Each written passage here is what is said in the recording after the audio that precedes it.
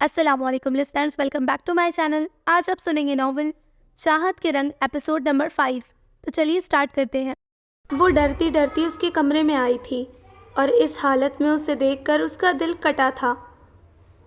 تم تو غصہ کرتے اکڑتے ہی اچھے لگتے ہو، یوں بے جان سے بالکل اچھے نہیں لگ رہے۔ اس کے بیڈ کے قریب آ کر وہ دل میں اس سے مخاطب ہوئی تھی۔ اور یہ مجھے اسی حلیے میں دل و جان سے قبول ہے۔ ماتھے تک ہر وقت لپیٹے دوپٹے کی وجہ سے نینا نے اسے ملانی کہتے ہوئے طنز کیا تھا، جس کا جواب اس نے دیا تھا۔ وہ جان ہی نہ پائی کہ وہ سب کے سامنے اس سے اعتراف محبت کر رہا ہے۔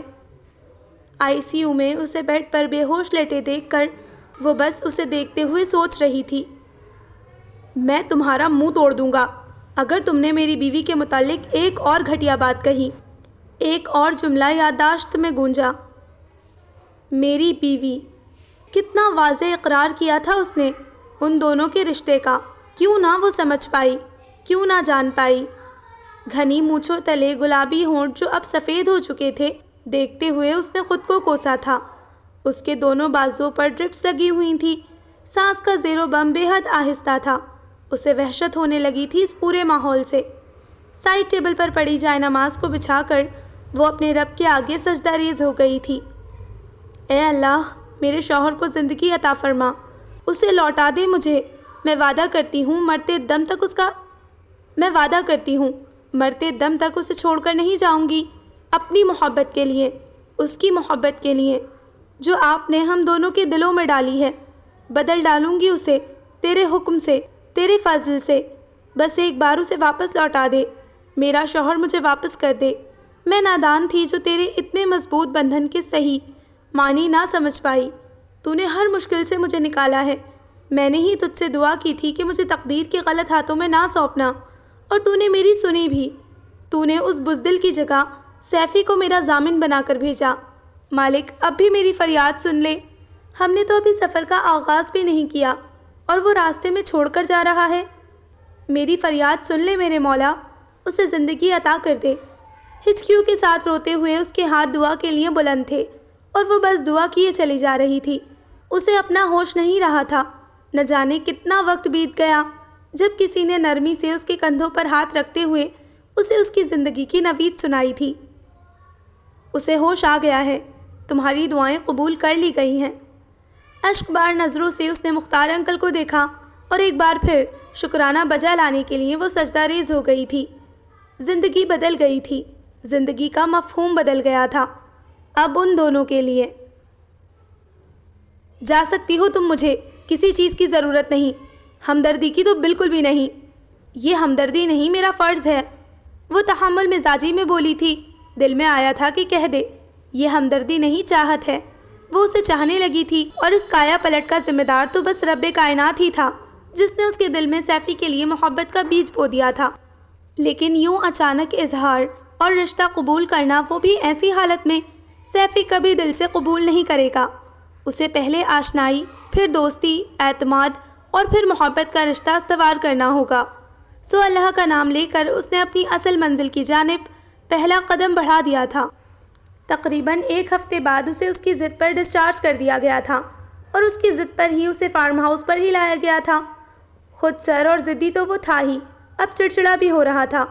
وہ تو اپنے کمرے میں ہی بالائی منزل پر جانے کو بضد تھا، تبھی ماہنم کو مداخلت کرنا پڑی تھی کہ نیچے کا گیسٹ روم کھلوا دیا جائے۔ انکل مختار نے میل نرس رکھنے کی بات کی تھی، کیونکہ 2 گولیاں اس کے دائیں بازو اور ایک کولے کے پاس اور 2 پسلیوں میں لگی تھیں۔ وہ ہلنے چلنے تک سے آ رہی تھا اور پھر خون بہہ جانے کے باعث بے حد نقاہت بھی تھی، لیکن ماہنم نے پر اعتماد انداز میں منع کر دیا تھا کہ اس کی ضرورت نہیں، کاکا جان وہ اور بہت سے نوکر ہیں اس کا خیال رکھنے کو۔ انکل اس کی بات کو سمجھ گئے تھے، جبکہ سیفی نے حیرت سے اس کی جانب دیکھا تھا۔ کاکا جان کہاں پر ہیں؟ میری دیکھ بھال وہ خود کیا کریں گے۔ ماہنم کی ہتھیلی پر پڑی ٹیبلٹس دیکھ کر وہ پھر بولا تھا اور لینے کے لیے ہاتھ نہیں بڑھایا تھا۔ تو تم مجھ سے بھاگنا چاہ رہے ہو، پر اب ایسا ممکن نہیں۔ وہ دل میں اسے مخاطب کر کے ہلکا سا مسکرائی تھی۔ کاکا جان اب بوڑھے ہو چکے ہیں، اتنے بڑے فارم ہاؤس کی نگرانی کریں اور تمہاری دیکھ بھال بھی، یہ ان کے بس کی بات نہیں۔ دوائی کھا لو۔ ہاتھ آگے بڑھاتے ہوئے وہ سنجیدگی سے بولی تھی۔ اوکے، پھر میرے لیے میل نرس کا انتظام کر دو۔ اس نے دوائی لینے کے لیے ہاتھ نہیں بڑھایا تھا۔ آخر تمہیں میرے ہونے سے کیا پرابلم ہے؟ وہ تھوڑا سا الجھی۔ پرابلم؟ آئی ہیٹ دس۔ ہمدردی کو جا کے مجھے تو عورت سے ہی شدید نفرت ہے، اور تم کل سے میرے ارد گرد منڈلا کر کیا ثابت کرنا چاہ رہی ہو؟ Just get out from my room. وہ اچانک پھٹ پڑا تھا۔ اتنی تذلیل پر مہنم اپنی جگہ پر جم سی گئی تھی۔ احساس توہین سے اس کے گال سرخ پڑ گئے تھے۔ وہ جسے آسان منزل سمجھ کر بڑھی تھی، راستہ تو سارا خارزار تھا۔ وہ پھر دہاڑا تھا اور مہنم تیزی سے اس کے کمرے سے نکلتی چلی گئی تھی۔ اسے بری طرح سے رونا آیا تھا۔ اگر وہ پہلے والی مہنم ہوتی تو اس کی بدتمیزی کا جواب منہ توڑ غصے سے دیتی اور 2 حرف بھیج کر ایک طرف ہو جاتی، لیکن اب ایسا ممکن نہیں تھا۔ جسے آپ چاہنے لگتے ہیں اس کی خامیوں کے باوجود، اور وہی آپ کی یوں تذلیل کرے، دل کو کب برداشت ہوتا ہے؟ وہ روتی ہوئی سیڑھیوں سے نکلی تھی جب کاکا جان نے اسے دیکھا۔ وہ باہر سیڑھیوں پر بیٹھی تھی۔ کاکا جان شکور کو سیفی کے متعلق کچھ ہدایات دیتے اس کی جانب آئے تھے۔ مختار صاحب کی بے حد ضروری میٹنگ تھی، مجبوراً انہیں جانا پڑا تھا۔ اتنا بڑا بزنس وہ کسی پر چھوڑ نہیں سکتے تھے۔ 1 ہفتے سے وہ آفس نہیں گئے تھے، لیکن اب جانا ناگزیر ہو گیا تھا۔ بٹیا رانی، انہوں نے پاس آ کر اسے پکارا تھا۔ گو وہ ایک کم گو انسان تھے اور اپنے مالکوں کے بے حد وفادار، لیکن ان کے وجود سے شفقت پھوٹتی تھی اور انداز بے حد دوستانہ محسوس ہوتا۔ کاکا جان، اس نے کہا تھا کہ میں اسے دل و جان سے قبول ہوں، لیکن اب میں اسے کیوں کر بتاؤں کہ وہ بھی مجھے قبول ہے؟ وہ تو میرے وجود کو اپنے ارد گرد دیکھ نہیں پا رہا۔ آخر اتنی نفرت کیوں ہے اسے مجھ سے؟ روتے ہوئے اس نے کاکا جان سے پوچھا تھا۔ نہ جانے وہ اتنی آسانی سے ان سے اپنے دل کی بات کیسے کر گئی تھی۔ وہ آپ سے نفرت نہیں کرتا، عورت ذات سے نفرت کرتا ہے۔ وہ سنجیدہ سے گویا ہوئے تھے۔ مگر کیوں؟ وہ اس الجھی ڈور کو اب سلجھانا چاہتی تھی۔ منزل تک پہنچنے کے لیے پیچیدہ راستے سے آگہی ضروری تھی۔ اس کا جواب تو شاید 27 سالوں پر محیط ہے۔ آئیں، وہاں بیٹھتے ہیں، کاکا جان بولے تھے اور باغ میں رکھی کرسیوں کی جانب اشارہ کیا۔ وہ خاموشی سے ان کے پیچھے چلتی ہوئی وہاں آن بیٹھی تھی، اور پھر کاکا جان اسے بتاتے چلے گئے۔ زیبا کو ویسے تو نوکری سیکرٹری کی ملی تھی، لیکن اپنی اداؤں کے جال میں پھنسا کر بہت جلد وہ مسز مختار بن گئی تھی، اور اس کا تعلق ایک لوور مڈل کلاس گھرانے سے تھا۔ اور یہ عجیب اتفاق کی بات تھی کہ مختار اور زیبا دونوں ہی اپنے والدین کی اکلوتی اولادیں تھے۔ وہ غربت سے نجات پانا چاہتی تھی، اسی لیے مختار سے شادی کر لی، جو کہ شکل و صورت میں اس سے کمتر تھے۔ وہ ایک حسین ترین عورت تھی اور اپنی تعریف کی بے حد بھوکی۔ 1 سال میں ان کے گھر اسفند علی نے جنم لیا۔ زیبا کو شروع سے ہی وہ اپنے پاؤں کی زنجیر لگتا تھا۔ کم صورت شوہر اس کے حسن کا پجاری تھا، لہٰذا اس کے کہنے پر ایک آیا کو بچہ پالنے کے لیے دے دیا گیا۔ ہر وقت دوستوں کے ساتھ پارٹی، پکنک، تفریح، کلب، ہلا گلا، بس یہی تو زیبا کی زندگی تھی۔ پھر اسے ایک پارٹی میں شکیل ملا، جو بے حد مالدار اور وجیح انسان تھا۔ تب زیبا مختار کے ساتھ شادی کے فیصلے پر پچھتانے لگی۔ کہاں مختار کا چھوٹا سا کاروبار، جس سے وہ اسے مہینے میں 2-3 بار شاپنگ کروا سکتا تھا اور گھمانے کے لیے سال 6 مہینے بعد ناردرن ایریاز میں لے جا سکتا تھا، اور کہاں شکیل، جو ایک دن میں اپنی محبوبہ پر لاکھوں اڑا سکتا تھا اور شاپنگ کے لیے دبئی لے جا سکتا تھا۔ دولت کی ریل پیل نے زیبا کی لالچی فطرت کو اپنی طرف کھینچ لیا تھا۔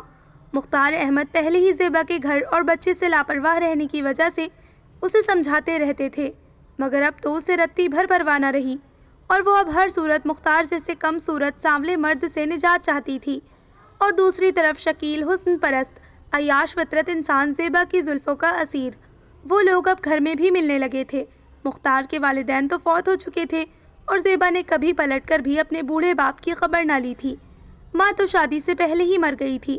ان کی دوستی کے چرچے کاروباری حلقہ احباب میں عام ہونے لگے، اور گھر میں زیبا اور مختار کے لڑائی جھگڑے بیڈ روم سے نکل کر پورے گھر میں گونجنے لگے تھے۔ اس وقت اسفند 5 سال کا ہو چکا تھا۔ وہ ایک ذہین بچہ تھا۔ ماں باپ کے لڑائی جھگڑے اس کی شخصیت پر اثر انداز ہو رہے تھے، لیکن دونوں کو اس کی ہرگز پرواہ نہ تھی۔ مختار سے لڑنے کے بعد زیبا ہمیشہ روتی ہوئی اسفند کے کمرے میں جاتی اور باپ کے متعلق گھٹیا الزام تراشی کرتی۔ ایسا کر کے وہ اپنی انا کی تسکین کرتی تھی۔ ایک دن مختار صاحب، جو کسی کاروباری میٹنگ کے سلسلے میں 2 دنوں کے لیے شہر سے باہر گئے ہوئے تھے، اگلے روز ہی پلٹ آئے۔ میٹنگ کسی وجہ سے ہو نہیں سکی تھی۔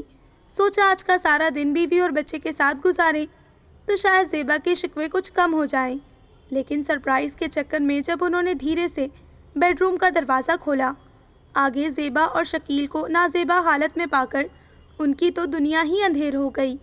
اسی وقت اسفند بھی ان کے پیچھے نہ جانے کہاں سے نکل کر آن کھڑا ہوا تھا۔ وہ ذلت و رسوائی صرف زیبا کے حصے میں نہیں آئی، اس کی لپیٹ میں مختار اور اسفند بھی آئے تھے۔ پورا گھر جل کر خاکستر ہو گیا تھا۔ زیبا تو اسی وقت مختار سے طلاق لے کر بے خوف اور بے غیرتی کے ساتھ گھر سے نکلتی چلی گئی اور اپنے قدموں میں عورت کا وقار عزت ہی نہ روندھی بلکہ مختار اور اسفند کے احساسات اور جذبات بھی رونتی چلی گئی تھی۔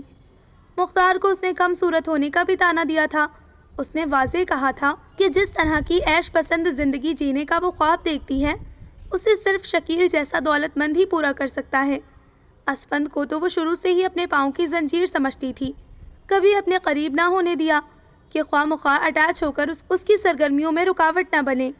مختار صاحب زیبا کی وجہ سے بری طرح ٹوٹے تھے اور پھر دن رات وہ پیسہ کمانے والی مشین بن گئے۔ انہیں تو اپنا ہوش نہیں تھا، تو سیفی کی خبر کون رکھتا؟ بس اسکول جا رہا ہے، کھانا کھا رہا ہے، جی رہا ہے، یہی کافی تھا کہ لیے وہ کئی دن گھر نہ آتے، کاروبار پھیلانے کے چکر میں نہ جانے کہاں کہاں سرگردہ رہتے۔ تب سیفی کو میں نے اپنی آغوش میں بھر لیا۔ میں اس گھر میں اس وقت آیا تھا جب مختار صاحب کی شادی بھی نہیں ہوئی تھی۔ بڑے صاحب مختار صاحب کے والد نے مجھے گھر ملازم رکھا تھا۔ جب اس گھر میں یہ حادثہ ہوا اس سے کچھ مہینے قبل میرا 3 سال کا بچہ اور بیوی ایک بس ایکسیڈنٹ میں مارے گئے تھے۔ اپنوں سے جدائی اور تنہائی کے عذاب کو مجھ سے بہتر کون سمجھتا؟ اور پھر وہ سیفی، 7 سال کا معصوم سا بچہ جو ماں باپ کی لاپرواہی کی بھیٹ چڑھ گیا تھا۔ وہ اس پرہجوم میلے میں ماں باپ سے بچھڑا ہوا، تنہا اور خوفزدہ کھڑا تھا۔ میں نے آگے بڑھ کر اس کی انگلی تھام لی، لیکن میں اس کا باپ اور ماں تو نہیں تھا۔ یہ کمی تو اس کے ساتھ ہی رہی۔ میں اس کی ضرورتوں، خوشیوں اور احساسات کا خیال رکھتا، لیکن میرا اس کا رشتہ ماں باپ والا تو نہیں ہو سکتا تھا۔ باپ کی توجہ پانے کے لیے وہ اوٹ پٹانگ حرکتیں کرنے لگا۔ ماں نے جو زہر باپ کے متعلق اس کے دماغ میں بھرا تھا وہ ان کے مصروف ہونے کے بعد اور ان سے دور ہوتا چلا گیا۔ بڑھتی عمر میں اس کی دوستی بھی غلط لڑکوں سے تھی جو اسے حسن بازار لے گئے۔ وہاں وہ ہر روز عورت کو بکتے ہوئے دیکھنے لگا اور عورت کے پاکیزہ اور وفا بھرے روپ سے ہر اعتبار اس کا اٹھ گیا۔ وہ مجھے ہر بات آ کر بتاتا تو میں اسے سمجھاتا، روکتا۔ مختار صاحب کو بھی اپنی حد میں رہ کر کہتا کہ وہ سیفی بابا کو وقت دے، لیکن وقت تو ہاتھ سے نکل چکا تھا اور ماں نے تو پلٹ کر خبر بھی نہ لی۔ اسے عورت کسی بھی روپ میں قبول نہ تھی، نہ ماں، نہ دوست، نہ بیوی۔ اور پھر تم اس کی زندگی میں آئی۔ یونیورسٹی میں اس کی بہت سی لڑکیوں سے دوستی تھی۔ وہ ان کے احساسات سے کھیلتا کیونکہ وہ خود سے دعوت دیتی تھی اسے۔ ہمیشہ کسی سے بھی دوستی کرنے سے پہلے وہ واضح انداز میں کہہ دیا کرتا تھا، صرف دوستی، نہ پیار نہ شادی۔ اس کے باوجود کوئی اس حد کو کراس کرنا چاہے تو وہ کٹھور بن جاتا تھا۔ کئی تو گھر تک اس کے پیچھے چلی آئی تھی، انہیں ٹالنا میرے لیے مشکل ہو جاتا تھا، لیکن ان سب کے باوجود اس نے کبھی کسی عورت کو فریب دیا اور نہ دھوکے سے اس کے چند لمحے حاصل کیے۔ اسی یونیورسٹی میں جہاں وہ بد سے بد نام برا تھا کے مطابق مشہور تھا، تم اسے نظر آئیں۔ اس نے مجھے بتایا تھا کہ کاکا جان، آج میں نے یونیورسٹی میں حور دیکھی، وہ بہت معصوم ہے، سفید فراک میں سفید دوپٹے کو سر پر اوڑھے، وہ ایک دم دل میں اتر گئی۔ میں نے اسے اس کے نام سے چھیڑا۔ وہ دوسری لڑکیوں کی طرح خواہ مخواہ خود کو پوز کرتے ہوئے نہ شرمائی اور نہ سمٹی، بلکہ پر اعتماد انداز میں مجھ پر خفا سی نگاہ ڈال کر بے نیاز ہو گئی۔ اس نے شادی نہ کرنے کی قسم کھا رکھی تھی۔ جس رات عاصم نے اسے مدد کرنے کے لیے فون کیا، شہر بنگلے میں موجود نوکر اصغر ہی پاس موجود تھا۔ اصغر نے مجھے سب کچھ بتایا تھا۔ میں تو زیادہ تر فارم ہاؤس پر ہی رہتا ہوں۔ عاصم نے جب بتایا کہ تم گھر سے بھاگ کر اس کے ساتھ نکاح کرنے والی ہو تو اس کی رنگت زرد پڑ گئی اور ہاتھ میں کانچ کا گلاس توڑ ڈالا تھا۔ عاصم نے اپنی مجبوری بتائی اور یہ بھی کہ تم تنہا اس کی منتظر ہو تو وہ تمہاری پریشانی میں گھر سے نکلا۔ وہ تمہیں کسی مصیبت میں تنہا نہیں چھوڑ سکتا تھا۔ تم نے بھی ثابت کر دیا تھا کہ عورت بے وفا ہے، لیکن اس سب کے باوجود وہ تمہیں کسی مشکل میں تنہا نہیں چھوڑ سکتا تھا۔ وہ تمہارے آگے بے بس ہو جاتا ہے اور اسی بے بسی کو خفگی اور غصے میں لپیٹ کر تم سے بھاگتا ہے، لیکن ایسا کر نہیں پاتا اسے تمہاری بہت فکر رہتی ہے۔ اگر وہ تم سے بے حد خفا ہے تو ان سب باتوں کے پیچھے اس کے ماضی کے محرکات ہیں۔ بٹیا رانی، تم اس کی زندگی کی اولین آرزو ہو، چاہت ہو، لیکن وہ شاید اس کا اقرار کبھی نہ کرے۔ وہ پتھر ہو چکا ہے، اور اس پتھر میں جونک تمہارا یقین، تمہاری سچی محبت اور تمہارا خلوص ہی لگا سکتا ہے۔ بظاہر اس میں جتنی برائیاں ہیں وہ اتنا برا نہیں ہے، جو وہ نظر آتا ہے وہ اصل میں نہیں ہے۔ یہ سب تو وہ مختار صاحب کو ستانے کے لیے کرتا ہے۔ باپ بیٹے میں اتنی دوریاں بڑھ چکی ہیں جو شاید کبھی نہ کم ہو سکے، لیکن مجھے یقین ہے کہ تم ان دونوں کے بیچ ایک پل بن جاؤ گی۔ اس لیے تمہیں حوصلے اور صبر سے کام لینا ہوگا، اپنا آپ مارنا ہوگا۔ کیا تم یہ سب میرے سیفی بابا کے لیے کر سکتی ہو؟ سیفی کی شخصیت کی تمام الجھی گتھیاں سلجھاتے ہوئے کاکا جان نے مہنم سے پوچھا تھا، اور سیفی کے ماضی کو جان کر مہنم کا دل اس کے درد سے بھر گیا تھا۔ کاکا جان، میری زندگی میں اچانک ہی بہت کچھ تبدیل ہو گیا۔ آپ جانتے ہیں کہ اس روز میں نے عاصم کی مدد کیوں لی تھی؟ میں نے آپ کو اور انکل کو سب سچ سچ بتا دیا تھا۔ مجھے حیرت ہوتی ہے کہ اللہ نے یوں اچانک یہ سب کیوں میرے ساتھ کیا۔ آخر اس میں بھلائی کیا ہے؟ ماں باپ ایکسیڈنٹ میں اچانک جدا ہو گئے، چچا جان کی لالچی فطرت نے مجھے ایک بےہودہ رسم میں باندھ دیا اور جائیداد ہتھیانے کا سوچا، اور خود کو بچانے کے لیے ایک بزدل انسان کی مدد مانگی۔ لیکن اسی لمحے اور اس وقت خود کو بچانے کے لیے میں نے ایک بزدل انسان کی مدد مانگی، لیکن اس لمحے میری مدد کو وہ آیا جسے میں ناپسند کرتی تھی، جسے میں ایک عیاش پرست آوارہ سا نوجوان خیال کرتی تھی۔ اور اب مجھے سمجھ آیا کہ مجھے اس بکھرے ہوئے شخص کو سمیٹنے کے لیے منتخب کر لیا گیا ہے۔ میرے دل میں نکاح کے بعد اس کی محبت ڈال دی گئی ہے۔ میں اس پتھر میں جونک لگا کر رہوں گی، انشاءاللہ۔ مہنم نے آنسو پوچھتے ہوئے پر اعتماد اور پر یقین لہجے میں کاکا جان سے کہا تھا، میڈیسن کا وقت ہو رہا ہے۔ اتنا کہہ کر وہ اندر کی جانب بڑھ گئی تھی، اور پیچھے سے کاکا جان نے اس کے مضبوط ارادے کو اس کی پر اعتماد چال سے جانچا تھا، اور ہاتھ دعا کے لیے بلند کر دیے۔ دونوں کی دائمی خوشیوں کے لیے وہ خوش تھے کہ آج اس 7 سال کے ڈرے سہمے بچے کی انگلی انہوں نے اس لڑکی کے ہاتھ میں تھما دی تھی، جس پر انہیں یقین تھا کہ نہ وہ اسے دنیا کے میلے میں گم ہونے دے گی اور نہ ہی خود ساختہ اذیت بھری زندگی جینے دے گی۔ شاید شکور کی موجودگی کی وجہ سے سیفی خاموش رہا تھا، اور شکور کی مدد سے بیڈ کے ساتھ ٹیک لگا کر بیٹھ گیا۔ چکن کارن سوپ آپ کا پسندیدہ ہے، امید ہے اچھا لگے گا، میں نے خود بنایا ہے۔ سیفی کے قریب ہی بیڈ پر ٹکتے ہوئے مہنم نے گرما گرم سوپ کے پیالے سے چمچ بھر کر سیفی کی جانب بڑھایا۔ اس سے پہلے وہ اس کی گردن کے پاس نیپکن لگا چکی تھی۔ سیفی کی آنکھوں میں شدید استحجاب ابھرا تھا۔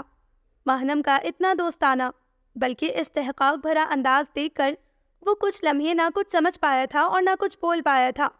ہمیشہ اس نے مہنم کی نظروں میں اپنے لیے ناپسندیدگی دیکھی تھی، اور آج ان نظروں کے کچھ اور ہی رنگ ابھر رہے تھے، اور مصور ہونے کے باوجود وہ ان رنگوں کی زبان سمجھ کر بھی پڑھنا نہیں چاہ رہا تھا۔ اسے یقین ہی نہیں آ رہا تھا۔ وہ بس خاموشی سے سوپ پیتا چلا گیا، اور پھر اسی خاموشی سے دوائی بھی کھا لی، اور مہنم نے ہی اسے لیٹنے میں مدد کی۔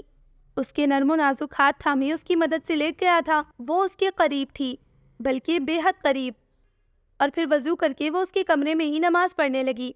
وہ ہر وقت ماتھے تک نماز کی طرح دوپٹے کو لپیٹے رکھتی، اور یہ انداز اس پر جچتا تھا۔ دعا کے لیے ہاتھ بلند کیے وہ آنکھیں بند کر کے بڑے خشوع و خضوع کے ساتھ دعا مانگ رہی تھی، اور پھر کچھ آیتیں پڑھ کر اس نے اٹھ کر سیفی پر پھونکی تھی۔ پھر وہ کمرے سے چلی گئی، اور سیفی جو ابھی تک ورطۂ حیرت میں مبتلا تھا، کچھ ہی دیر بعد اسے اپنے کمرے میں واپس آتا دیکھ کر چونک گیا۔ اس کے ہاتھ میں بستر تھا جو اس نے سیفی کے بیڈ کی پائتی کی طرف بچھا لیا تھا۔ یہ سب کیا ہے؟ اب کی دفعہ وہ پوچھے بغیر نہ رہا، لہجے میں سختی نمایاں تھی۔ اس وقت آپ کو 24 گھنٹے کسی کی ضرورت ہے، لہٰذا آج سے آپ کے کمرے میں ہی سوؤں گی۔ موبائل آپ کے پاس موجود ہے، اپنا میرے پاس ہے۔ کسی بھی چیز کی ضرورت ہو رات کو مجھے کال کر دیں اگر میں نیند سے نہ جاگوں۔ مہنم نے نارمل سے انداز میں کہا۔ وہ جتنا کم بول رہی تھی اس کے انداز اس سے زیادہ بول رہے تھے۔ جو وہ نہیں بھی کہہ رہی تھی سیفی کو وہ بھی سمجھ آ رہا تھا، جیسے اس کا پر اعتماد انداز کہ آج سے تم میری ذمہ داری ہو۔ اس کی قطعی ضرورت نہیں، شکور یا کاکا جان ہے میرا خیال رکھنے کے لیے۔ تم جا سکتی ہو اپنے کمرے میں، جا کر سو جاؤ۔ اس نے اس کی ہمدردی لینے سے انکار کرنا چاہا۔ شکوریہ کاکا جان آپ کی بیوی نہیں ہے، جس طرح سے میں آپ کا خیال رکھ سکتی ہوں وہ نہیں۔ ماہنم نے سیفی کے قریب دھماکہ کیا تھا۔ اس کا پر اعتماد رویہ جو کہہ رہا تھا اس کی تصدیق ہو گئی تھی۔ بیوی؟ جی بیوی۔ میں نے اس ایک ہفتے میں بہت سوچا۔ میں پریکٹیکل لڑکی ہوں اور کوئی بھی فیصلہ جذباتی پن سے نہیں کرتی۔ چند مہینے یہاں گزار کر اس کاغذی رشتے کو ختم کر کے اگر میں کسی اور جگہ شفٹ ہو جاؤں گی، نوکری بھی کر لوں گی اور ایک دن شادی بھی، لیکن اس کی کیا گارنٹی ہے کہ کوئی اور شخص آپ سے بہتر ہوگا؟ آپ سے بدتر بھی تو ہو سکتا ہے، تو پھر آپ ہی کیوں نہیں؟ لہٰذا بہت سوچ سمجھ کر میں نے آپ کے ساتھ اپنا رشتہ تمام عمر قائم رکھنے کا فیصلہ کیا ہے، لیکن ہر کوئی اپنے فعل کے لیے آزاد ہے۔ بس میری اتنی سی درخواست ہے کہ تمام عمر اپنا نام مجھ سے مت چھینیے گا، اور نہ ہی اس گھر کی چھت۔ باقی آپ دوسری شادی کرنا چاہتے ہیں تو میری طرف سے اجازت ہے۔ ویسے تو یہ وقت ان باتوں کا نہیں ہے، میں صرف آپ کو جلد از جلد تندرست ہوتے دیکھنا چاہتی ہوں، مگر شاید یہ سب کلیئر کرنا ضروری ہے۔ ماہنم اچھی طرح سمجھ چکی تھی کہ سیفی کو صرف اور صرف سچائی اور پر یقین انداز سے ہی بدلا جا سکتا ہے۔ سیفی اس کی زندگی کا ایک بہت بڑا چیلنج تھا، اور وہ اس چیلنج کو قبول کر کے مکمل تیاری کے ساتھ میدان میں اتر آئی تھی۔ اسے ہر حال میں اسے جیتنا تھا۔ سیفی اسے خاموش جانچتی ہوئی نظروں سے ادھر ادھر کام کرتے ہوئے دیکھ رہا تھا، لیکن بولا کچھ نہیں، اور ماہنم کو اندازہ ہو گیا اگلے چند دنوں میں کہ سیفی کی خاموشی ایک طوفان کا پیش خیمہ تھی۔ وہ طوفان جو اس کے پر اعتماد رویے کو ڈاواڈول کر کے رکھ دیتا تھا۔ تم جاؤ شکور۔ اگلی صبح جب شکور سیفی کو فریش اپ ہونے کے لیے اس کی مدد کرنے آیا تو سیفی نے اسے واپس بھجوا دیا۔ بیوی تو آپ ہے میری، اور کام میرے شکور کر رہا ہے۔ بیڈ پر لیٹے وہ طنزیہ انداز میں بولا تھا۔ اس کا انداز کافی جتاتا ہوا سا تھا۔ ماہنم نے خاموشی سے ہاتھ آگے بڑھایا اور بڑی مشکل سے واش روم تک سیفی کو لے کر گئی۔ اتنی دھان پان سی لڑکی کے لیے اتنے جوان وجود کا بوجھ سہارتے واش روم تک چند قدم طے کروانا بہت مشکل تھا۔ ماتھے پر پسینہ اور سانس کی رفتار تیز تھی، اور پھر سیفی اس کی ایک طرف سے کندھے پر بازو رکھ کر چل رہا تھا۔ وہ اس کے پورے وجود پر چھایا ہوا تھا۔ وہ اس کے بے حد قریب تھا، لیکن ماہنم کو نروس نہیں ہونا تھا۔ دل چاہے اندر سے کتنا ہی دھڑک رہا ہو، اسے کان نہیں دھرنے تھے، کیونکہ وہ اچھی طرح جانتی تھی کہ ضدی خودسر سیفی کو صرف اس کا پر اعتماد رویہ سچائی اور خلوص سے ہی کنٹرول کر سکتا ہے۔ اگر وہ اس کے خودسر انداز پر حاوی نہ ہوئی تو تمام عمر ایک ضدی اور جنگلی سیفی کے ساتھ ہی گزارنی ہوگی۔ اسی طرح سے وہ اسے واپس بیڈ پر لے کر آئی تھی۔ سیفی بیڈ کے ساتھ قدرے ٹیک لگا کر بیٹھ گیا۔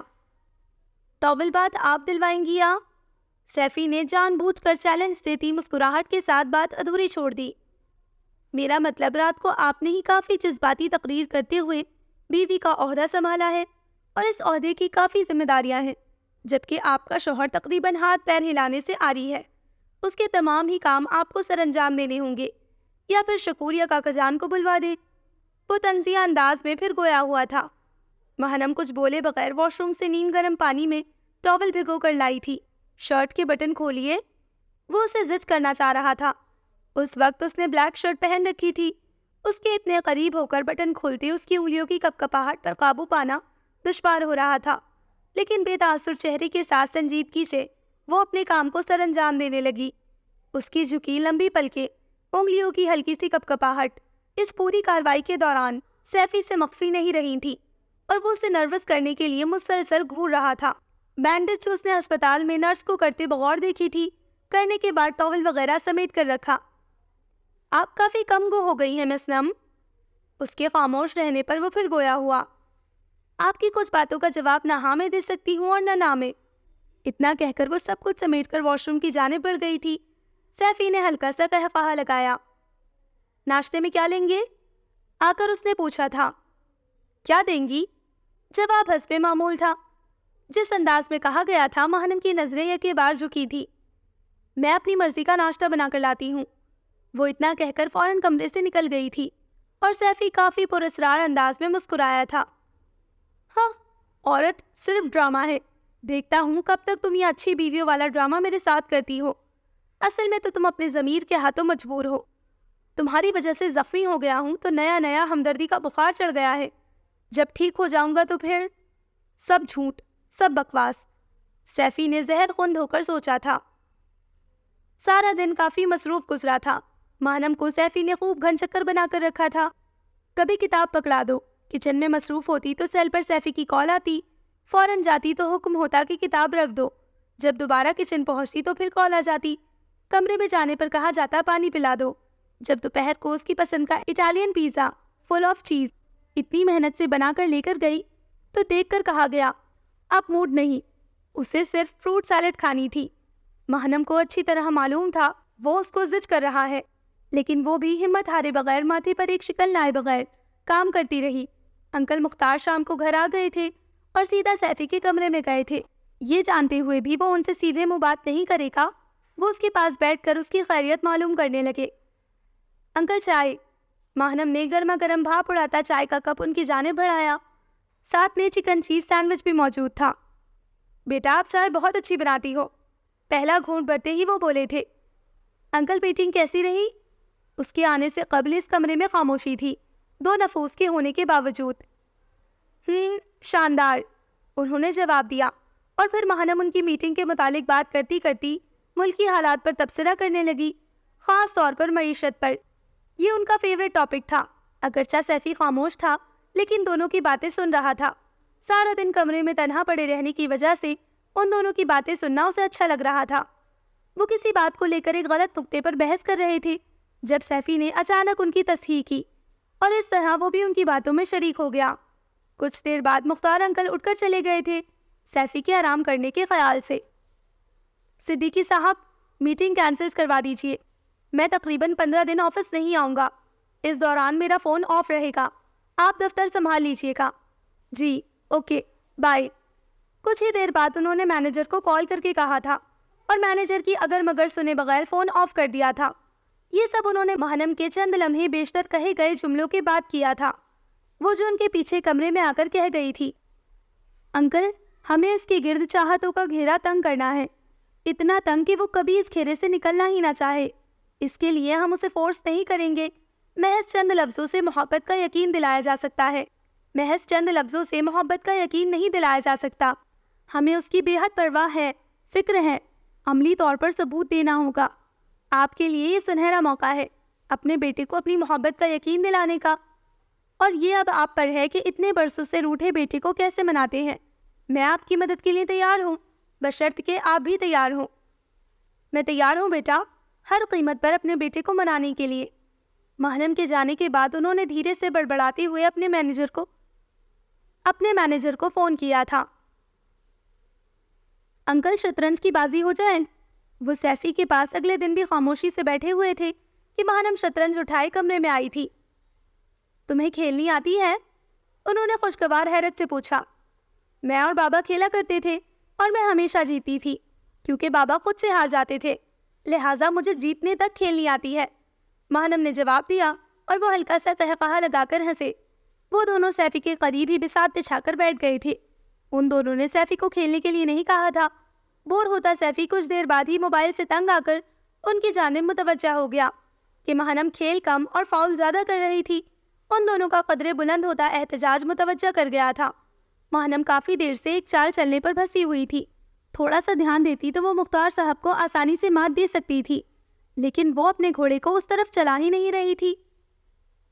گھوڑے کو دائیں جانب رکھو، آخرکار سیفی کو کہنا پڑا، اور ماہنم نے جلدی سے ایسا ہی کیا، اور اس طرح وہ سیفی کی ہدایات پر آخرکار جیت گئی تھی، اور اس طرح سے خوش ہو رہی تھی جیسے کہ سارا کمال اس کا ہی ہو۔ سیفی اور مختار صاحب اس کے بچوں کی طرح خوش ہونے پر ایک دوسرے کی جانب دیکھ کر مسکرائے۔ یہ ایک بے اختیار حرکت تھی۔ جلد ہی سیفی نے اپنی مسکراہٹ سمیٹ لی تھی۔ لنچ میں کیا بناؤں؟ آج میرے جیتنے کی خوشی میں میری طرف سے ٹریٹ ہوگی۔ وہ ان دونوں کو یوں مخاطب کر رہی تھی جیسے یہ چھوٹی سی فیملی ہمیشہ ایک دوسرے کے ساتھ ہنسی خوشی یگانگت کے ساتھ زندگی بسر کر رہے تھے۔ میرے لیے مرغ پلاؤ، زردہ، پودینے کی چٹنی کا رائتا اور قورمہ وغیرہ بنا لینا، شامی کباب بھی ضرور، بس۔ مختار صاحب شرارت سے گویا ہوئے تھے۔ ماہنم نے پوری آنکھیں کھول کر بس کہا تھا، اور وہ ہنس پڑے تھے۔ ارے بیٹا، دل کا مریض ہوں، جو بھی ہلکا پھلکا بنا دو گی یہ بڈھا کھا لے گا۔ اس کے یوں بس کہنے پر وہ بے چارگی سے بولے تھے۔ آپ؟ وہ سیفی کی جانب بڑھی۔ چکن سیلڈ، مختصر جواب موصول ہوا تھا، اور وہ سر ہلاتے ہوئے اٹھ گئی۔ لیکن آنکھوں ہی آنکھوں میں مختار صاحب کو کچھ اشارہ کرنا نہیں بھولی۔ محنم کے جانے کے بعد دونوں طرف پھر خاموشی تاری تھی۔ جب مختار صاحب خاموشی سے اٹھے اور کمرے سے چلے گئے، سیفی نے بیزاری سے ان کی جانب سے رخ پھیرا اور موبائل پر بزی ہو کر بوریت دور کرنی چاہی، لیکن وہ اس کام سے بھی بوریت محسوس کر رہا تھا۔ جبھی مختار صاحب ہاتھ میں چند کتابیں، لیپ ٹاپ اور کچھ کارڈز لیے کمرے میں دوبارہ آئے اور سیفی کے بالکل قریب کرسی رکھ کر بیٹھ گئے۔ اب کی دفعہ جب لندن گیا تھا تو وہاں سے تمہارے لیے کتابیں خریدی تھی۔ تمہیں کوکنگ اور پینٹنگ سے بے حد لگاؤ ہے، اسی کے حوالے سے چند قیمتی اور بہترین کتابیں ہیں۔ انہوں نے سیفی کی سائڈ ٹیبل پر 4-5 کتابیں رکھتے ہوئے کہا۔ سیفی نے قدرے حیرت سے ان کی جانب دیکھا۔ اس میں وہاں کے چند بہترین ریسٹورانٹ کی تصاویر ہیں۔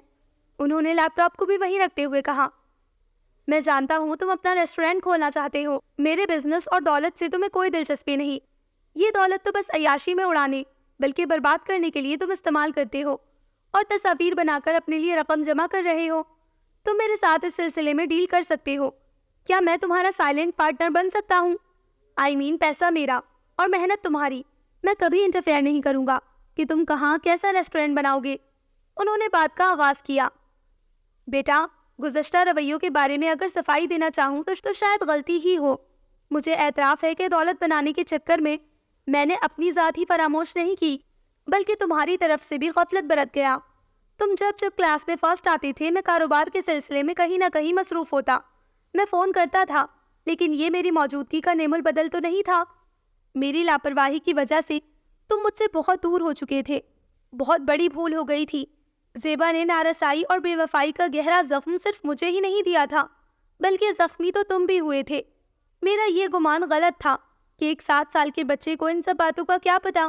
اگر ہم دونوں اس وقت اس دکھ، غم اور درد میں اکٹھے ہو جاتے تو بہت جلد وہ غم ہلکا پڑ جاتا، یوں ہمارے اندر پل کر روگ کی صورت اختیار نہ کرتا۔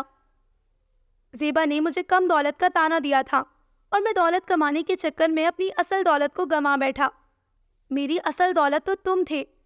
دن رات ایک کر کے میں نے دولت کمائی، جانتے ہو کس جنون کے تحت؟ انہوں نے خاموشی سے سنتے سیفی کی جانب دیکھتے پوچھا اور جواب کا انتظار کیے بغیر پھر بات کا سلسلہ جوڑا کہ ایک دن مجھے زیبا ملے اور اپنے شوہر سے زیادہ میرے پاس دولت دیکھ کر، اس کی نظروں میں پچھتاوے کا رنگ دیکھ کر میں اپنے اندر بھڑکتی آگ کو بجھا سکوں۔ اور وہ وقت آیا بھی۔ دبئی میں وہ مجھے ایک مینٹل ہاسپٹل میں ملی۔ اس کی ذہنی حالت ابتر تھی۔ اس کے پاگل پن کے دوروں سے تنگ آ کر اس کا چوتھا شوہر اسے وہاں پر داخل کرا کر گیا تھا۔ میرا ایک دوست وہاں پر ڈاکٹر تھا اور میں بس یوں ہی اس سے ملنے گیا تھا۔ جب زیبا کو دیکھا، اس کی آنکھوں میں پچھتاوے کا رنگ تو کیا، میں اپنے لیے پہچان کا رنگ بھی نہ دیکھ سکا۔ وہ میرے لیے باعث عبرت تھی تو میں خود اپنے لیے بھی باعث عبرت بن گیا۔ دل یہ بوجھ سہار نہ پایا اور مجھے ہارٹ اٹیک ہوا۔ تب بس زندہ رہنے کی خواہش اس لیے تھی کہ میں تمہارے پاس آنا چاہتا تھا، اپنی کوتاہیوں کی معافی مانگ کر تمہارے ساتھ زندگی شروع کرنا چاہتا تھا۔ میں اسپتال میں تمہیں پکارتا رہا اور روتا رہا، پر مجھے اطلاع ملی کہ زیبا نے ہسپتال کی 4تھی منزل سے کود کر خودکشی کر لی ہے۔ میرے اسی ڈاکٹر دوست نے بتایا جس کے ہسپتال میں زیبا زیر علاج تھی۔ دل کا درد اتنا سوا ہوا کہ مجھے لندن بائی پاس کے لیے جانا پڑا۔ بائی پاس کے بعد بھی میں وہاں پر زیر علاج رہا اور مکمل طور پر صحت مند ہونے کے بعد تمہارے پاس آیا۔ میں نے اپنی بیماری تم سے چھپا کر رکھی۔ میں تم سے ہمدردی نہیں بلکہ پیار چاہتا تھا۔ میرا خیال تھا کہ میں اپنی کوتاہیوں کو بہت جلد سدھار لوں گا۔ تمہیں بتاؤں گا کہ تمہارا یہ بے وقوف باپ تم سے کتنی محبت کرتا ہے۔ تمہاری آواز سننے کے لیے تمہارا بیزار اور گستاخ لہجہ بھی ہنسی خوشی برداشت کرتا ہے، اور مجھے یقین تھا کہ تمہارا دل میری سچی محبت پر ایک دن ضرور پگھل جائے گا۔ لیکن جس رات میں یہاں آیا، تمہارا اور محنم کا مسئلہ سامنے تھا، اور میں بلکہ تم بھی اس میں الجھ گئے، اور جس وقت تمہیں گولیاں لگی، ڈاکٹر نے تمہاری حالت پر قدرے مایوسی کا اظہار کیا تو یہ دل بند ہونے لگا تھا۔ لیکن میں اپنے خدا کے آگے سجدے میں گر گیا۔ میری اس سے یہی فریاد تھی کہ میرے بیٹے کو مجھے لوٹا دے، بس ایک موقع دے کہ میں تم سے ہاتھ جوڑ کر معافی مانگ سکوں۔ میں تمہارا گنہگار ہوں بیٹا، کیا تم اپنے نالائق سے گنہگار باپ کو معاف کر سکتے ہو؟ انہوں نے روتے ہوئے ہاتھ جوڑ دیے تھے۔ سیفی تڑپ ہی اٹھا تھا۔ بیٹا چاہے جتنا بھی ناراض ہو، باپ کو ہاتھ جوڑتے بالکل نہیں دیکھ سکتا۔ اس نے تیزی سے اپنے بائیں ہاتھ سے ان کے جڑے ہاتھ تھام لیے تھے۔ پلیز ایسا مت کیجیے، وہ بس یہی کہہ پایا تھا۔ اور مختار صاحب ہچکیوں کے ساتھ روتے چلے گئے تھے۔ ان آنسوؤں میں وہ اپنی تمام کوتاہیوں اور پچھتاوے دھو لینا چاہتے تھے۔ زیبا کے متعلق جان کر وہ اپسٹ ہوا تھا۔ اس کی حد سے زیادہ تلخ روی اور اکھڑ سا رویہ بھی صرف ماہنم کے لیے اس بات کی گواہی دے رہے تھے کہ ماہنم مختار صاحب سے یہ سب پہلے ہی جان چکی تھی، اور اس نے مشورہ دیا تھا کہ سیفی کو تمام حقائق سے آگاہ کیا جائے۔ وہ سیفی کو جتنا جان چکی تھی اس کے اس رویے کے لیے ذہنی طور پر تیار تھی، لیکن کانٹا چبھنے پر بے ساختہ سی کو دبا کر مسکرانا اتنا آسان تو نہیں ہوتا۔ صبح سویرے نماز کے بعد وہ باغ میں سے خوبصورت پھول توڑ کر سیفی کے کمرے میں لا کر سجاتی۔ وہ نائٹ پرسن تھا۔ رات دیر تک جاگنے کے باوجود وہ صبح سویرے اٹھ جاتا، اور ماہنم بھی سارے دن کاموں میں مصروف ہونے کے باعث جلدی تھک کر سو جاتی۔ اور چونکہ سیفی کو 12-1 بجے سے پہلے نیند نہیں آتی تھی تو وہ کبھی اسے آواز دے کر یا اس کے سیل پر کال کر کے اسے جگا دیتا۔ کبھی کہتا واش روم جانا ہے، کبھی پاس پڑی پانی کی بوتل سے پانی پینا ہوتا، لیکن خود گلاس میں ڈالنے کی بجائے اسے جگا دیتا، اور کبھی چادر کو اپنے سینے تک اڑھانے کو کہتا، اور کچھ دیر بعد وہی چادر اتارنے کو کہتا۔ اس دوران وہ اسے کوئی نہ کوئی ایسا جملہ بھی کہہ جاتا تھا جسے سن کر اسے غصہ آتا، لیکن وہ جانتی تھی وہ یہ سب اسے تنگ کرنے کے لیے، اس کی برداشت آزمانے کے لیے کرتا تھا۔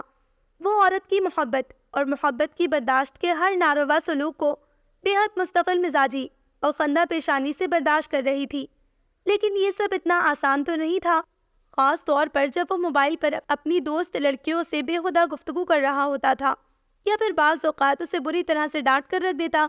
آج رات تو اس نے عجیب ہی فرمائش کر ڈالی تھی۔ وہ ابھی سوئی ہی تھی کہ سیفی کی پکار سن کر اٹھ گئی اور جلدی سے اس کے پاس آئی تھی۔ کیا چاہیے؟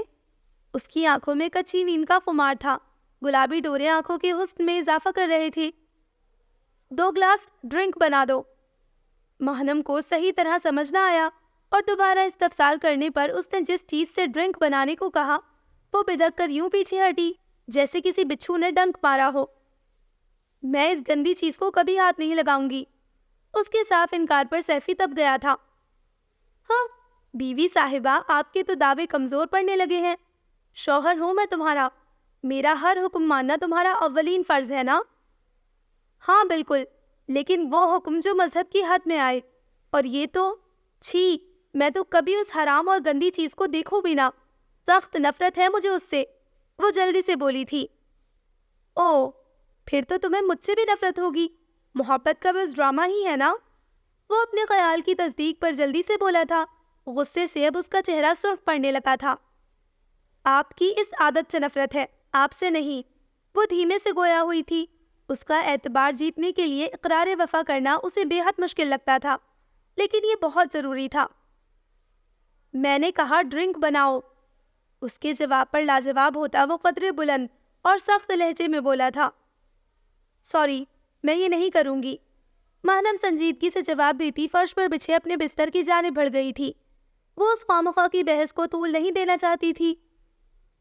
Go to heel! سائڈ کی دیوار پر زور سے گلاس مار کر سیفی چلایا تھا۔ وہ اندر سے اس کے غصے سے خائف ہو گئی تھی۔ اگر یہ تمہاری ضد ہے تو میری بھی ضد ہے۔ جب تک اپنے ہاتھوں سے ڈرنک بنا کر نہیں پلاؤ گی تب تک میں نہ کھاؤں گا نہ پیوں گا، اور اس وقت دفع ہو جاؤ میرے کمرے سے، میں تمہاری صورت بھی نہیں دیکھنا چاہتا۔ Just get lost. ٹوٹے ہوئے گلاس کی کرچیاں چنتے ہوئے ماہنم کے کانوں میں اس کے سخت جملے سخت لہجے میں ادا کیے گئے انڈیلے گئے تھے۔ وہ خاموشی سے باہر نکلتی چلی گئی تھی اور لاؤنج کے صوفے پر جا کر دراز ہو گئی تھی۔ وہ سمجھ چکی تھی کہ سیفی ڈرنک کر کے ہوش و حواس سے بیگانہ ہو کر اپنے ماضی کو بھلانا چاہتا ہے۔ زیبا کے متعلق جان کر اس کے زخم پھر سے ہرے ہو گئے تھے، اور وہ ان سے اٹھنے والی ٹیسوں سے بچنے کے لیے الخبائث کا سہارا لینا چاہتا ہے، جو ماہنم کبھی نہیں ہونے دے گی۔ اسے حقائق کا جواں مردی سے سامنا کرنا ہوگا، چاہے وہ کتنا ہی تکلیف دہ اور تلخ ہو۔ وہ یہ سب سوچتی ہوئی نیند کی وادی میں کھو گئی تھی، لیکن وہ اتنا ضدی ثابت ہوگا اس کا اندازہ اسے نہیں تھا۔ اس سارا دن اس نے واقعی کچھ نہیں کھایا تھا اور نہ ہی پیا تھا، حتیٰ کہ دوائی تک نہیں لی تھی۔ یہاں تک کہ جو ڈاکٹر دوسرے تیسرے دن چیک اپ کرنے آتا تھا اسے چیک اپ کروانے سے بھی انکار کر دیا تھا، اور بینڈیج بھی نہیں بدلوائی تھی۔ مختار صاحب، کاکا جان، سب جب بھی اس کے کمرے میں کچھ کہنے کے لیے گئے وہ سوتا بن گیا، یا پھر کچھ کہنے سے پہلے ہی اس نے واضح ٹوک دیا تھا کہ فی الحال اسے کچھ نہیں سمجھایا جائے۔ وہ پہلے جیسا جنگلی خود سر ضدی سیفی بن گیا تھا۔ مہنم نے اسے بارہا سمجھانا چاہا، لیکن اس کی التجا کے جواب میں وہ ایک ہی بات کرتا کہ تم میری بات مان لو تو میں تمہاری بات مان لوں گا۔ یہ ناممکن تھا۔ رات ہونے کو آئی تھی، وہ سب بے حد پریشان تھے۔ صبح سے مہنم نے بھی کچھ نہیں کھایا تھا۔ اس کے بھوکے پیاسے رہنے کی وجہ سے وہ خود بھی بھوکی پیاسی تھی اور اس کے رویے پر افسردہ اور پریشان بھی۔ لیکن اب کی دفعہ سیفی کو اپنے رویے میں لچک لانا ہوگی۔ یہ خود اس کی ذات کے لیے بے حد ضروری تھا۔ اپنے اصول کے لیے وہ چٹان کی طرح سخت تھی۔ سیفی کی ضد بے جا تھی، لہٰذا اسے ہی یہ ضد چھوڑنا تھی۔ مہنم بہت بڑا رسک لے چکی تھی، لیکن اس کی ثابت قدمی ہی سیفی کے خود سر بت کو توڑ سکتی تھی۔ اگر ایک بار اس کا یہ خول چٹک جاتا تو اسے پورا یقین تھا کہ اندر سے نرم خو سچا اور حساس سیفی نکل آتا۔ وہ بے حد نقاہت محسوس کر رہی تھی۔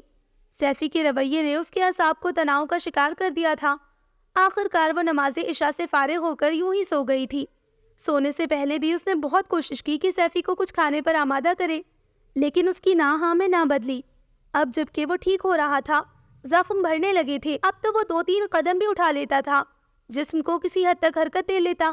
وہ خود بھی جلد از جلد ٹھیک ہونا چاہتا تھا، اس لیے درد کو برداشت کرتے ہوئے ہلکی پھلکی ورزش کرتا رہتا۔ اس کی ول پاور کافی اسٹرانگ تھی۔ ڈاکٹر اتنی جلدی اسے روبہ صحت ہوتے دیکھ کر اپنی حیرانگی کا اظہار کرتی، اور آج وہ اپنی اور سب کی محنت اور سب کی دعاؤں کو پھر سے عکارت کرنے پر تلا ہوا تھا، فضول سی ضد کے پیچھے۔ یہ ایک ویران اجڑا سا جنگل تھا جس میں ایک درخت پر جھولا لٹکا ہوا تھا۔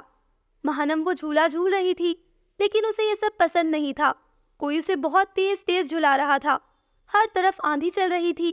ایک گرد و غبار چھایا ہوا تھا جو اس کی طرف تیزی سے بڑھ رہا تھا۔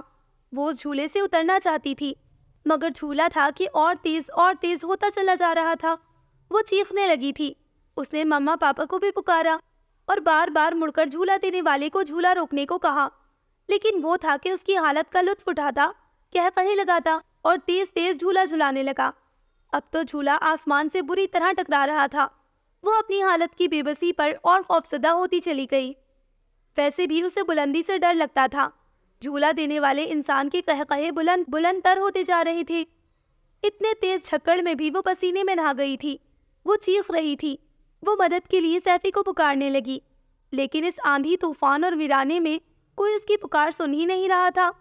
تب تیز ترین جھولا جب نیچے آیا تو اس نے اس آدمی کا چہرہ دیکھا۔ وہ اس کے چچا تھے۔ جا مل لے اپنے ماں باپ سے، وہ قہقہا لگاتے ہوئے بولے تھے، اور انہوں نے اسے تیزی سے جھلایا تھا۔ بلندی کی جانب تیزی سے بڑھتا جھولا اس کا دل حلق میں آ گیا تھا۔ وہ مرنے جا رہی تھی، سانس بند ہو چکی تھی۔ مہنم، ماہی، ماہی، مہنم، کوئی اسے جھنجھوڑ رہا تھا، پکار رہا تھا، لیکن وہ تو اتنی بلندی سے گر کر شاید مر چکی تھی، لیکن نہیں، ابھی تو وہ گر رہی تھی۔ سیفی، وہ پھر زور سے پکاری تھی۔ مہنم، ہوش کرو۔ کسی نے اسے بری طرح سے جھنجھوڑا تھا اور وہ ہڑبڑا کر اٹھ بیٹھی۔ ایک پل کو اسے سمجھ ہی نہ آئی کہ وہ کہاں پر ہے۔ جب سامنے سیفی کو دیکھا تو وہ اس سے لپٹ گئی۔ بدن ابھی تک کانپ رہا تھا اور جسم سارا پسینے میں نہا چکا تھا۔ کمرے میں اے سی کی خنکی کے باوجود وہ بس اس کی گریبان کو اپنی دونوں مٹھیوں میں جکڑے اس کے ساتھ لگی روتی چلی گئی۔ بس بس، میں ہوں تمہارے پاس، گھبراؤ مت۔ وہ اس کے بالوں کو سہلاتے اسے چپ کرانے کی کوشش کر رہا تھا۔ اس کے اعصاب بری طرح سے تناؤ کا شکار ہوئے تھے، ورنہ ایک خواب سے اتنی بری طرح سے ڈرنے والی وہ نہیں تھی۔ سیفی، وہ مجھے مار ڈالے گا، جھولے سے مجھے ڈر لگتا ہے، بلندی سے وہ جانتا ہے، مجھے مار ڈالے گا۔ وہ بے ربط ہو کر روتی ہوئی بولی تھی۔ وہ ابھی بھی خواب کے زیر اثر تھی۔ ایسا کچھ نہیں ہوگا، میں ہوں نا، میں تمہیں کچھ نہیں ہونے دوں گا، جسٹ ریلیکس، میں ہوں تمہارے پاس۔ اس نے بچوں کی طرح اسے بہلایا تھا اور اپنے ایک بازو کا گھیرا اور مضبوط کیا تھا۔ چند ہی لمحوں میں مہنم کے سارے حواس جاگے تھے۔ وہ اس وقت سیفی کے کمرے میں اپنے فرش پر بچھے بستر میں سیفی کے کشادہ وجود میں چھپی ہوئی تھی۔ اس چیز کا ادراک ہوتے ہی وہ بجلی کی تیزی سے پیچھے ہٹی تھی اور پاس پڑے دوپٹے کو جلدی سے شانوں پر پھیلایا تھا۔ اس کے گھنے بالوں کی چٹیاں بے ترتیب سی اس کے کندھے سے نیچے جھول رہی تھی اور 2-3 لٹیں اس کے چہرے پر پریشان سی لہرا رہی تھیں۔ وہ تیزی سے خود پہ سمٹی اور دوپٹے کو تیزی سے سر پر اوڑھ لیا۔ اپنی گزشتہ حالت اور اقدام پر وہ پوری طرح شرمندہ ہو گئی تھی۔ Are you okay? تم ٹھیک ہو؟ سیفی نے اس کی حرکات کو خاموشی سے دیکھتے ہوئے نرم لہجے میں پوچھا۔ پسینہ اب بھی اس کے ماتھے پر جگمگا رہا تھا اور بدن میں ہلکی ہلکی کپکپاہٹ موجود تھی۔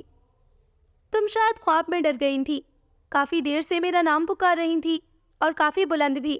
میں نے تمہیں بیڈ پر بیٹھے آوازیں دی، کال بھی کی تمہارے سیل پر، مگر تم جاگی ہی نہیں، بس خوف زدہ سی مجھے پکارے جا رہی تھی۔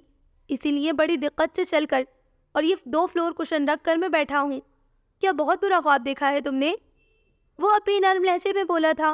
وہ اس کی اتنی شدید حالت دیکھ کر حیران اور پریشان رہ گیا تھا۔ وہ ابھی اس کی حالت کے پیش نظر اس سے نرمی سے بات کر رہا تھا۔ وہ ڈری سہمی گھبرائی سی لڑکی اسے دل کے بے حد قریب محسوس ہوئی تھی۔ اس کا ڈر، اس کا درد اسے اپنا لگا تھا۔ وہ جو مختار صاحب سے زیبا کے متعلق اور خود ان کے متعلق جان کر اندر سے اپسٹ تھا، دکھی تھا، زیبا کی صورت میں جو روپ اس نے عورت کا دیکھا اور پھر جو انجام سنا، وہ بے حد اپسٹ ہوا تھا۔ وہ تنہائی میں رویا بھی تھا، اس عورت کے لیے جو اس کی ماں تو کبھی نہ بن سکی، اور اس باپ کے لیے جسے اس کا اور اپنا قیمتی وقت ایک ضد میں ضائع کر ڈالا۔ سود و ضیاء کے حساب میں بس نقصان ہی نقصان تھا۔ اوپر سے اسی وحشت میں اس نے رات کو مہنم کے ساتھ بیکار سی ضد باندھ لی تھی۔ وہ اسے کھانا کھانے کا اصرار کرتے کرتے آخرکار افسردہ سی بجھی بجھی سی سو گئی تھی، اور وہ جاگ رہا تھا، جل رہا تھا، جب ہی اسے مہنم کی ہلکی ہلکی چیخیں سنائی دی، اور پھر وہ نیند میں ہی اسے ڈر کر پکارنے لگی تھی۔ اس نے بیڈ پر بیٹھے اسے آوازیں بھی دی، لیکن وہ بہت گہری نیند میں کوئی ڈراونا خواب دیکھ رہی تھی۔ تبھی بمشکل درد کو سہتا اور چند قدم چل کر اس کے پاس آیا۔ اس کا جسم کانپ رہا تھا، وہ پسینے میں نہائی ہوئی تھی، اس کے چہرے پر بری طرح خوف چھلک رہا تھا۔ اس نے آواز دے کر اسے جگانا چاہا، لیکن وہ تو کچھ سن ہی نہیں رہی تھی۔ تبھی پاس پڑے 2 فلور کشن رکھ کر بدقت نیچے بیٹھ کر اس نے اس کا کندھا ہلایا تھا۔ وہ جو اس کی کیفیت دیکھ کر پریشان ہو گیا تھا، تبھی اس نے اس کے کندھے سے ہلاتے ہوئے قدرے سختی سے جھنجھوڑا اور آوازیں دی۔ وہ نیند سے جاگ کر اٹھ کر تیزی سے اس کے سینے کے ساتھ لگی تھی، جیسے کسی سے بچ کر وہاں آ کر محفوظ ہو گئی ہو۔